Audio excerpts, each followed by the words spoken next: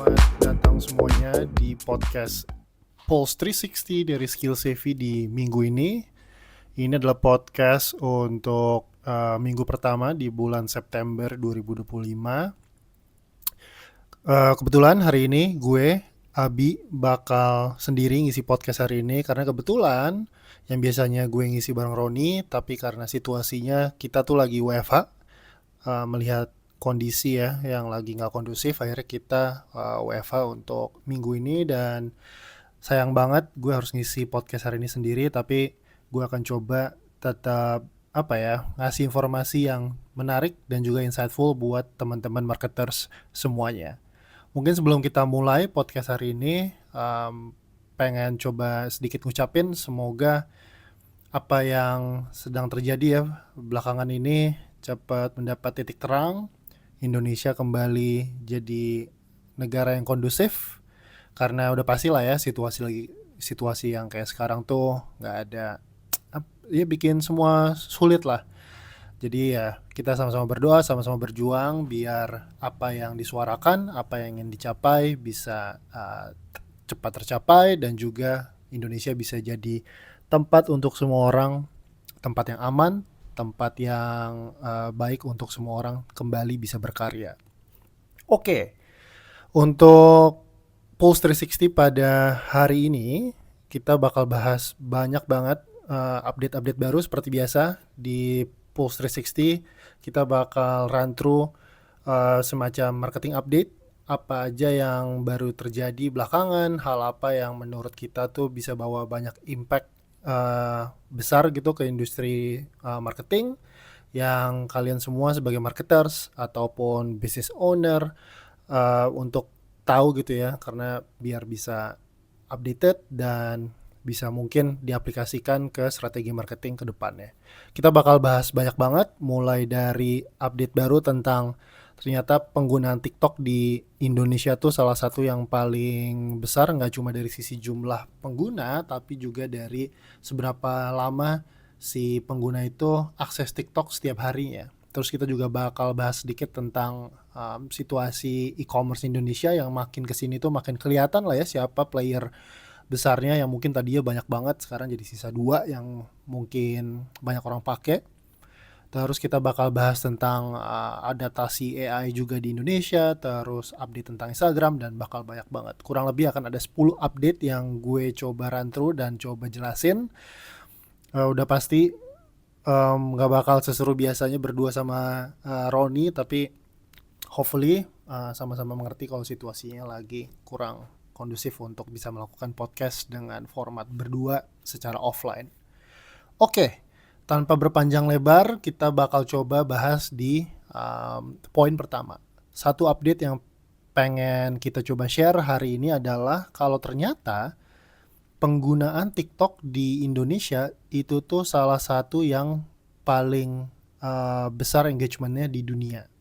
Definisi paling besar engagementnya adalah kalau orang main TikTok di Indonesia itu tuh ternyata rata-rata lama banget. Secara global atau secara reportnya TikTok, penggunaan TikTok oleh orang Indonesia rata-rata selama sebulan itu tuh kalau diakumulasiin selama sebulan totalnya 45 jam. Kalau misalkan sehari 24 jam, 2 hari 48 jam, berarti kalau diakumulasiin satu orang tuh rata-rata ya ini. Rata-rata tuh make 2 hari, menghabiskan waktu 2 hari selama sebulan untuk make TikTok.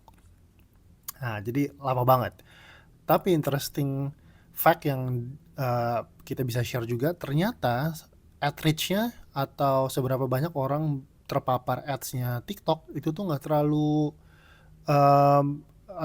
gede gitu atau menurun. Jadi info yang kita coba collect, kalau reach dari ads-nya si TikTok tuh turun 30%. Mungkin nggak di spesifik Indonesia doang, secara Southeast Asia.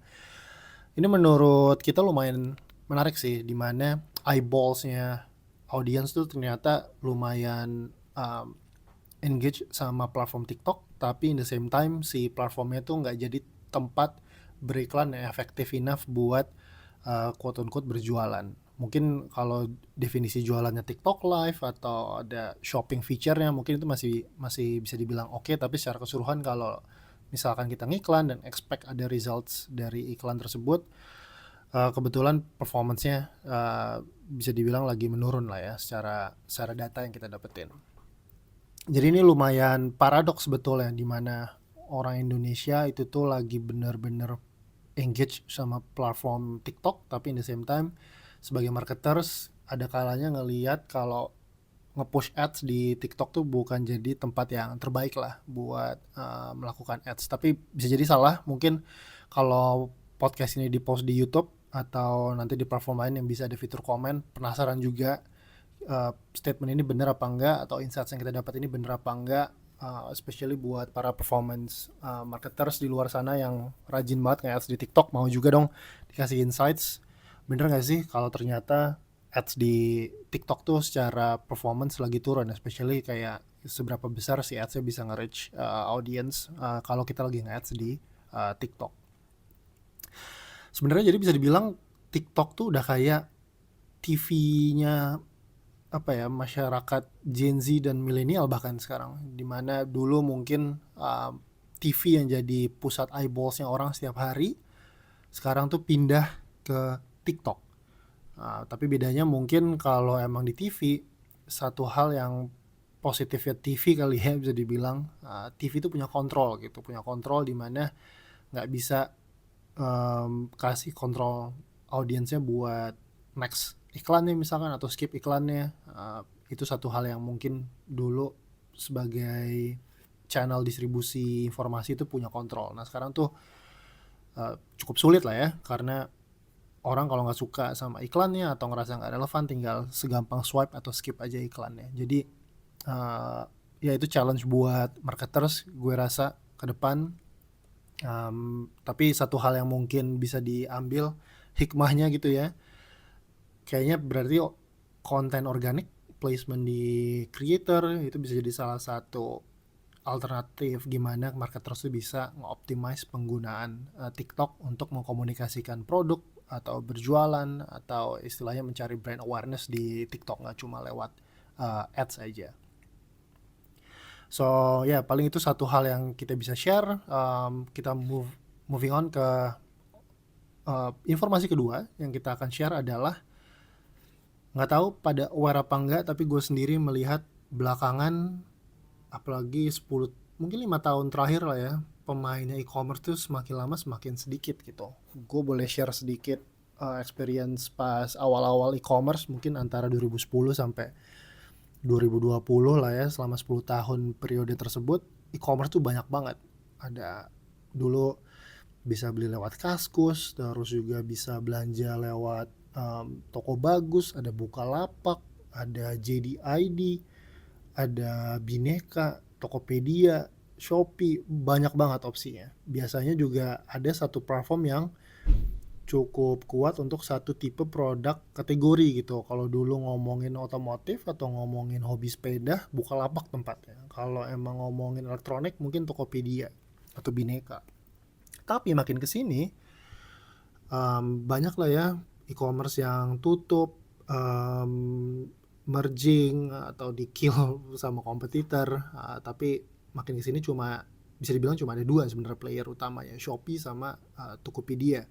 Itu juga Tokopedia perlahan udah lumayan bisa dibilang jadi TikTok shop lah ya, udah bukan Tokopedia lagi. Tapi Indonesia e-commerce tuh lagi di fase atau lagi di posisi kalau dua e-commerce ini tuh benar-benar punya market share yang gede banget.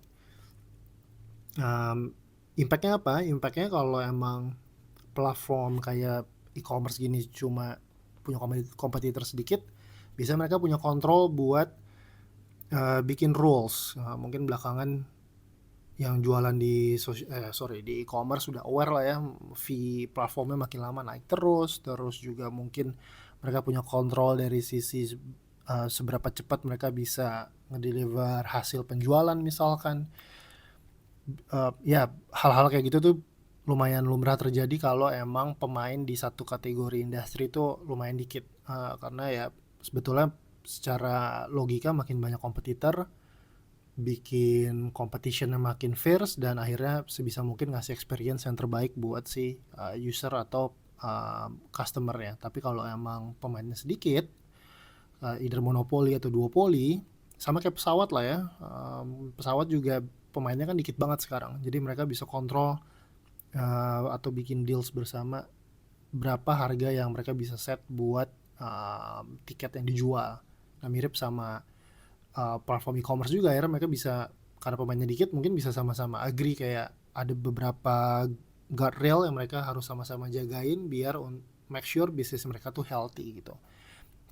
Satu sisi positif karena bikin bisnisnya lebih sustain, udah pasti, karena akhirnya bisnis gitu ya butuh making money, butuh profit buat sustain. Tapi satu sisi ada kalanya user atau customer ngerasa experience-nya nggak lagi se quote unquote profitable pas emang dulu pemainnya masih banyak. Itu salah satu yang belakangan, mungkin nggak belakangan kayak tahun ini lah ya, udah 3 tahun terakhir terjadi di dunia e-commerce-nya Indonesia. Nah, sebenarnya ini lumayan mirip sama apa yang terjadi di US. Contohnya mungkin dulu pas lagi .com boom, e-commerce tuh banyak banget, terus juga istilahnya banyak yang offer different things melalui e-commerce channel, tapi makin lama makin sedikit gitu ya, kalah sama Amazon, kalah sama Walmart, akhirnya pemainnya sedikit dan mereka punya kontrol lah dari sisi ngeset pricing, ngeset gimana build competitive advantage buat mereka sendiri. So ya, itu lumayan lumrah terjadi, dan sebetulnya justru gue bisa bilang mungkin selama 10 tahun terakhir dari 2010 ini yang dikejar sama si e-commerce ini. Mereka pengen jadi semacam last man standing lah ya, atau at least jadi kayak sekarang nih, kayak duopoli. Akhirnya mereka punya chance buat build environment yang bikin bisnis mereka lebih sustainable lagi. Kayak gitu. Info berikut yang kita bisa share, sedikit ngomongin AI. Ada satu data di mana kalau Indonesia ternyata dari seluruh Southeast Asia countries, Indonesia dan Vietnam itu tuh adopsi AI-nya paling tinggi gitu. Jadi secara keseluruhan adopsi AI-nya itu sekitar 42%. Jadi lumayan tinggi. Terus juga kalau mungkin lebih spesifik gitu ya, implementasi AI di level organization misalkan dipakai buat corporation, itu tuh di Indonesia itu paling tinggi di Southeast Asia, sekitar 24%-an. Sedangkan kalau secara regional itu sekitar 14% aja. Jadi kita almost double dari adoption rate di Southeast Asia. Terus buat para employees atau angkatan kerja di Indonesia, at least dari survei ini, 50% dari mereka tuh menggunakan AI selama setiap minggunya gitu. Tapi mungkin hanya 20% setiap hari. Tapi tetap itu cukup tinggi karena si employees ini atau angkatan kerja di Indonesia tuh bisa ngelihat benefit ya AI, atau mereka bisa tahu apa leverage yang mereka bisa dapat dari penggunaan AI saat bekerja. Kayak gitu. Jadi secara keseluruhan gue agree, gue bisa lihat juga di Indonesia tuh hype AI benar-benar berasa, mulai dari konten di sosial media yang banyak bahas tips prompting, misalnya bikin gambar di ChatGPT atau pakai Gemini. Jadi kita sama-sama agree lah ya kalau penggunaan AI atau hype AI di Indonesia tuh cukup tinggi, dan ternyata emang dibandingkan sama Southeast Asia itu lumayan yang paling tinggi juga dari sisi numbers-nya. Oke, mungkin pertanyaannya lebih kayak apakah berarti kita bakal leading di industri karena penggunaan AI ini? Bisa enggak, bisa iya gitu. Karena istilahnya jadi kita nggak, karena kebetulan nggak ada datanya juga sih, kita nggak bisa tahu hal apa yang dilakuin nih sama si pengguna AI di Indonesia. Apakah cuma buat balas email atau emang cuma buat hal-hal yang istilahnya bikin kerjaan mereka lebih cepat, which is good, tapi ada kalanya itu nggak, atau bisa dilihat itu sebetulnya nggak bikin adanya competitive advantage gitu. Yang ada malah misalkan kayak cukup menghilangkan skill gimana balas email yang benar, atau ya ada beberapa hal yang sebetulnya penggunaan AI itu kayak pedang bermata dua lah ya. Bukannya in the long term mungkin bukannya benefit, malah backfire gitu. Nggak ada data yang kita bisa lihat seberapa atau hal-hal apa aja yang dilakukan oleh si user ini di Indonesia dalam hal penggunaan AI. Itu satu hal yang mungkin perlu dilihat biar kita tahu nih sebenarnya penggunaan AI yang tinggi ini apakah kedepannya bakalan bikin Indonesia secara industri atau secara countries jauh lebih kompetitif karena AI, atau bisa dibilang penggunanya quote unquote dangkal gitu. Karena itu mungkin aja terjadi.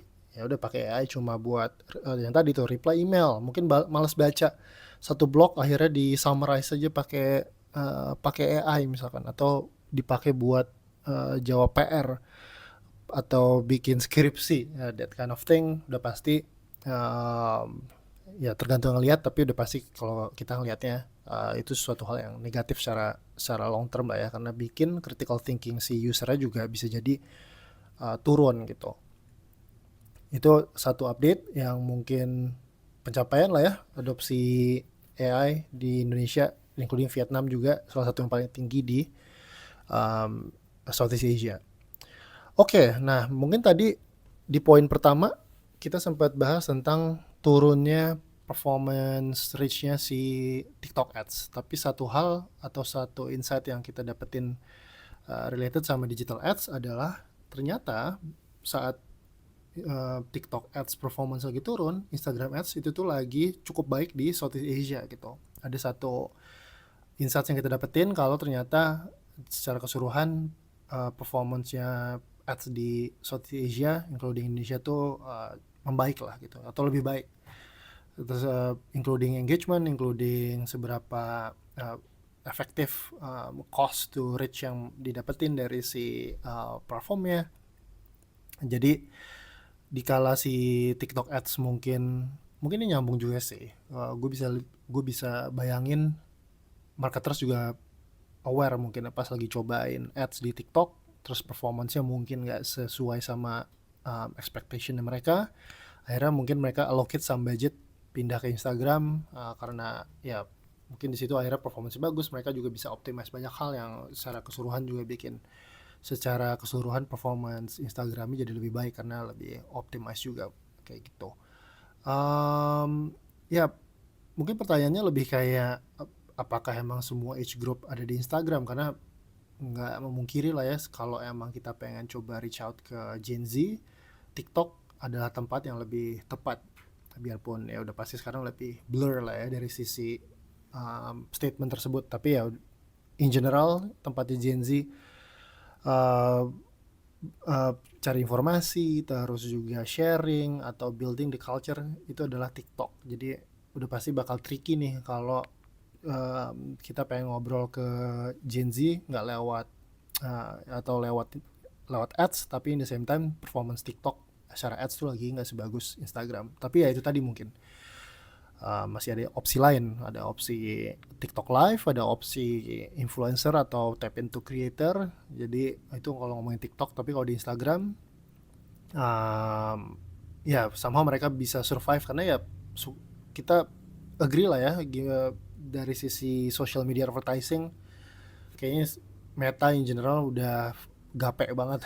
Gape bahasa zaman dulu banget ya, udah gape banget lah, karena bisa dibilang mereka yang set di playbook gitu. Waktu awal-awal ada Facebook, ada Instagram, mereka langsung atau mereka lah yang menciptakan semacam apa nih best practice-nya untuk bikin si platform social media ini nggak bikin experience-nya tuh jadi jelek, tapi in the same time mereka bisa getting some revenues dari advertisement yang di placement atau di deploy sama brand atau agency kayak gitu. Ya kita, menurut gue sih, gue pribadi gue lupa sih kapan terakhir beli barang dari Instagram Ads misalkan. Tapi ya gue agree secara experience ads gue lebih willing buat klik ads di Instagram Story misalkan dibandingin ads yang gue lihat muncul saat lagi scrolling TikTok. Secara experience jauh lebih make sense juga sih kayak gitu. Itu secara update dari media buying, mungkin ada satu update lagi yang bisa gue share. Ini especially buat teman-teman yang suka banget ngedit foto atau suka ngedit foto tapi nggak terlalu ngerti pakai Photoshop. Google baru aja launching satu AI model atau AI tools buat edit gambar. Nah, namanya lucu banget, namanya Nano Banana. Apa sih yang bikin Nano Banana ini tuh lumayan beda dibandingin image generatif lain? Satu hal, super super akurat. Mungkin dulu masalahnya kalau suka ngedit gambar pakai ChatGPT atau pakai Sora, ada kalanya tuh mukanya berubah, bajunya berubah, secara feature si orang ini berubah. Nah, Nano Banana ini tuh ngasih offering di mana saat kita request image yang diedit, hasilnya tuh konsisten dari sisi muka, outfit, dan lain-lain. Jadi gue sendiri udah coba dan itu benar super konsisten. Secara result juga ya sama kayak bener-bener ngedit pakai Photoshop gitu. Nah, buat akses si Nano Banana ini, namanya susah banget ya, Nano Banana. Nah, buat akses Nano Banana ini sebenarnya nggak terlalu susah. Kalau punya akses ke Gemini, di situ tuh ada satu toggle yang bisa diklik. Nanti secara otomatis si Nano Banananya bakalan kepake lah ya buat generate gambarnya. Terus satu hal yang gue suka juga dari si Nano Banana ini adalah speed. Nah, kalau yang pernah pakai image generatif di Sora atau di ChatGPT, mungkin satu hal yang selalu dinotice, especially gue pribadi juga ngerasa, adalah proses ngegenerate gambarnya itu cukup lama. Ada kalanya gue pernah ngegenerate satu gambar tuh bisa semenitan kali atau lebih. Sedangkan si Nano Banana ini tuh cepat banget. Wah, mungkin seconds kadang-kadang. Jadi itu satu hal yang jadi benefitnya si Nano Banana juga. Dan gue bisa lihat bikin proses workflow kreatif itu jadi lebih enak lah ya. Ada kalanya kalau kelamaan juga, kalau bahasa itu udah nggak in rhythm gitu, udah keburu kepikiran yang lain, mungkin juga idenya jadi udah nggak seanget itu lagi. Jadi intinya kalau ada speed, biasanya adoption rate-nya juga lebih lebih cepat lah ya, karena orang ngerasa experience jadi lebih enak. Misalkan generate gambar nggak oke, bisa generate something new dengan lebih cepat dibandingin kayak mesti nunggu beberapa menit buat ngegenerate beberapa hal aja kayak gitu. Mungkin satu hal lagi yang belakangan apa ya, semacam lagi banyak diomongin kali ya. Satu hal yang lagi ramai diomongin adalah kemarin TikTok Live tuh sempat di berhentiin gitu, di pause lah ya. Banyak orang pengen coba nge-live dan itu lagi nggak bisa. Udah pasti ada hubungannya sama hal yang lagi rame terjadi, karena kalau lagi situasinya nggak kondusif kayak sekarang, satu hal yang pasti pengen dijagain adalah distribution channel buat informasi gitu. Dan TikTok udah jadi salah satu tempat di mana distribusi informasi, mau itu baik mau itu buruk, intinya itu tempat distribusi informasi yang mungkin ya akhirnya dipilih kalau ya udah di pause aja. Karena kalau live kan nggak bisa dimoderate ya kadang-kadang. Mungkin beda sama konten yang udah naik dan model video itu gampang buat di take down gitu. Sedangkan kalau konten live itu susah banget buat di-moderate. Nggak mungkin ada 1000 live dan ada 1000 orang nontonin satu-satu gitu. Nggak scalable sama sekali. Jadi itu sempat ramai diomongin. Terakhir kayaknya per tanggal 2 September atau 3 September, TikTok Live-nya udah bisa dipakai lagi. Tapi ya ini satu hal yang sebenarnya cukup ini ya, cukup mengejutkan karena ya suka nggak suka TikTok Live udah jadi tempat di mana brand atau pebisnis UMKM itu cari revenue, cari pemasukan gitu. Dan kalau emang channel pemasukannya bisa semudahnya di take down kayak kemarin, sebetulnya itu lebih banyak ya secara sebenarnya merugikan lah ya. Dan hopefully nggak terjadi lagi, karena udah pasti secara kalau itu sering terjadi, trust ke platformnya juga bakalan turun. Karena ya nggak suka lah ya orang istilahnya freedomnya atau aksesnya dengan gampangnya tuh kayak dikontrol gitu. Sedangkan sosial media harusnya jadi tempat di mana orang tuh bisa trust the platform untuk mereka sharing things, do interaction, atau spend time mereka buat connect sama teman, audiens atau customer kayak gitu. Iya, tapi udah pasti tekanan yang didapat juga dari si platformnya udah pasti nggak gampang gitu ya, karena mereka juga butuh semacam quote unquote izin untuk beroperasi, udah pasti ada kalanya butuh didengar juga, siapapun itu yang meminta gitu. So ya, lagi kondisi yang nggak baik-baik aja, lagi bukan kondisi yang biasa aja, tapi hopefully semua dalam keadaan aman, sehat. Harus saling jaga juga dengan kondisi sekarang, harus lebih kritis juga melihat informasi mana yang baik, mana yang benar. Pilah dan pilih, jangan langsung percaya, karena lagi kondisi sekarang udah pasti informasi berseliweran dan kita nggak pernah tahu motif dan tujuan dari informasi yang di-share. Hopefully kebanyakan informasi yang muncul either itu di sosial media, di platform podcast kayak yang kita lakuin sekarang, itu hal yang positif dan justru membawa siapapun yang mengkonsum kontennya ke arah yang lebih baik. So mudah-mudahan minggu depan kita bisa lakuin podcast berdua lagi bareng Roni, karena udah pasti jujur kaku banget ya nge-podcast sendiri kayak gini. Jadi hopefully minggu depan jauh lebih kondusif situasinya, banyak berita menarik yang mungkin bisa kita coba share bareng, bisa didiskusikan di minggu depan gitu. Mungkin sebelum menutup, jangan lupa buat follow sosial medianya Skill Savvy di Instagram, TikTok, terus juga di X di @skillsavvy.id. Terus juga kita baru aja ngerilis satu polls yang ngebahas gimana strategi marketing di uncertain times kayak sekarang. Kalau tertarik buat download, visit Instagram profile Skill Savvy dan bisa download polls-nya di link bio kita. So sampai ketemu di Pulse 360 podcast minggu depan. Bye bye.